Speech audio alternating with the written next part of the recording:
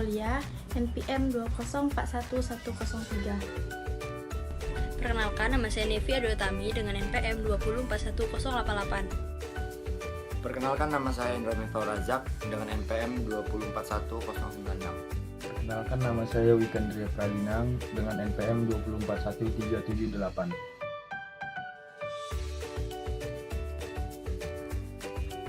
Kegiatan penelitian terhadap UMKM pada Toko Mulia DN berlokasi di Anambas didirikan oleh Ibu Hani pada tahun 2012.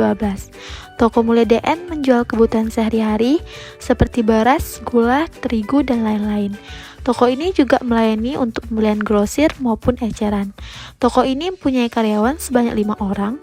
5 karyawan tersebut mempunyai tugas masing-masing seperti kasir, pelayan, dan kebersihan.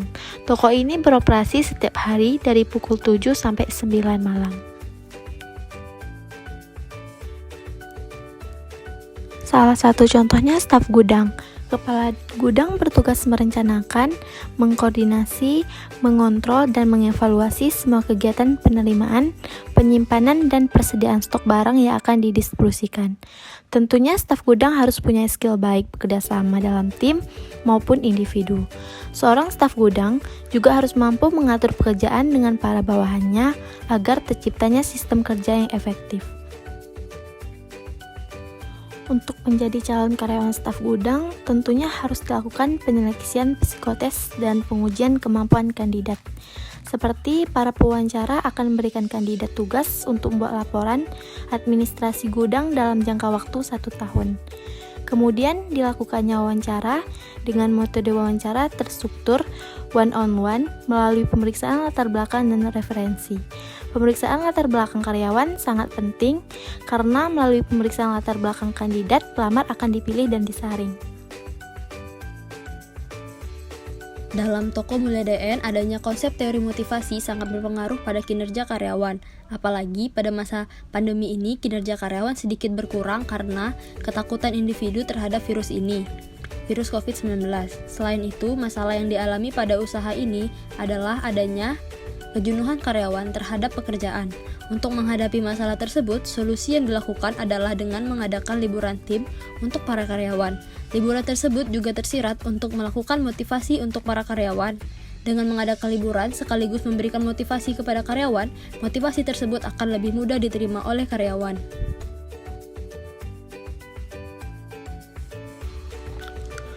Untuk metode penelitian, kami menggunakan metode penelitian kualitatif. Kami memilih menggunakan metode ini karena ingin menggambarkan Toko Mulia DN secara rinci dan menyelesaikan masalah yang dihadapi sekarang atau yang sedang berlangsung. Karena di masa pandemik sekarang, para UMKM sedang diuji dengan berbagai masalah yang ada. Penelitian ini juga dilakukan untuk mengukur seberapa berpengaruhnya konsep motivasi pada kinerja karyawan. Dalam penelitian ini juga dilaksanakan beberapa tahapan kegiatan, yaitu diawali dengan survei dan melakukan proses wawancara untuk melihat permasalahan yang dialami Toko Mulia DN pada COVID-19.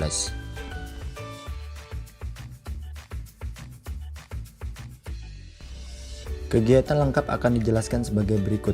Pada tahapan pertama, kami melakukan survei di lapangan dan memahami permasalahan yang ada pada Toko Mulia DN yang berada di Jalan Ketapang, Kabupaten Kepulauan Riau.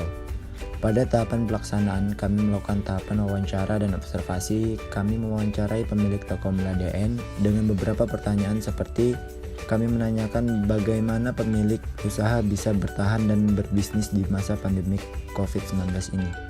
Kami juga menanyakan bagaimana pemilik usaha mengatasi permasalahan tersebut. Untuk metode pengambilan data, wawancara.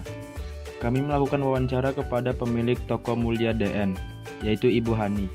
Kami mengajukan beberapa pertanyaan terkait dengan penelitian ini, seperti bagaimana penjualan Anda pada masa pandemik sekarang? Bu Hani menjawab, untuk masa pandemik ini, semua orang pastinya terkena dampak yang buruk, apalagi untuk para pemilik bisnis.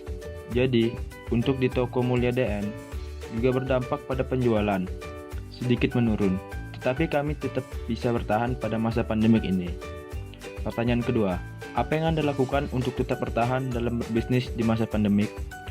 Jawabannya, untuk bertahan pada bisnis ini, kami menggunakan teknologi yang ada seperti adanya layanan pesan antar untuk pelanggan yang tidak ingin keluar rumah dikarenakan pandemi COVID.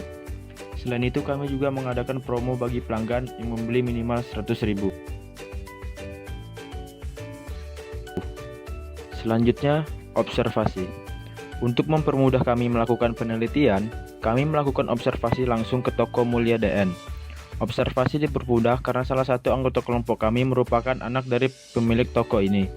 Dalam observasi ini, kami mengamati bagaimana kinerja karyawan yang ada pada toko Mulia DN. Untuk tahapan analisa, hasil yang dapat kami simpulkan dari wawancara tersebut bahwa pandemi ini sangat berdampak besar terutama bagi penjualan di toko Mulia DN. Solusi yang dilakukan dengan pemilik usaha agar tetap bertahan pada bisnis ini yaitu yang pertama, memberlakukan sistem bekerja dengan masing-masing bagian. Yang kedua, diberlakukannya sistem belanja online atau sistem pesan antar. Yang ketiga, memberikan potongan bagi pelanggan yang membeli lebih dari 100.000. Yang keempat, mampu memberi saran dan tanggapan dari pelanggan demi perkembangan usaha.